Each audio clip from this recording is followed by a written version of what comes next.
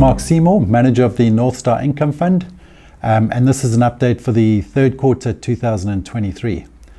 The Northstar Income Fund has performed really nicely over the last 12 months with a return of 8.5% versus the benchmark of 7.3%. The bulk of the assets, 87% of the fund, is exposed to bonds, so that's fixed bonds, inflation-linked bonds and floating rate notes. The fixed bonds contributed 3%, inflation-linked bonds contributed 2.4%, and floating rate notes contributed just over 1.2%.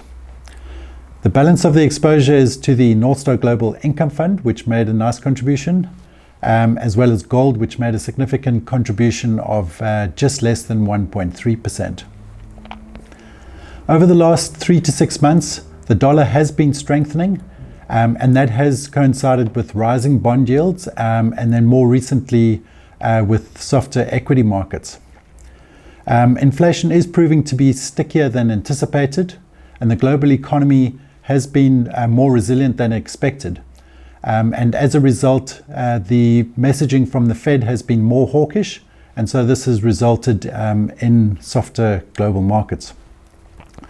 Looking at consensus data for both inflation and the path of interest rates, it's clear that we are fast approaching the top of the interest rate cycle.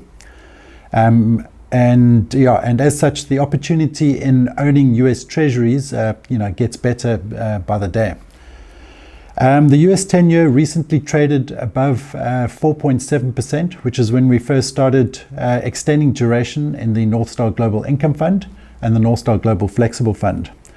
Rising US yields has kept local bond yields elevated as well. Local bonds are trading at their bear case, which we think bodes well for these assets, once the interest rate cycle turns.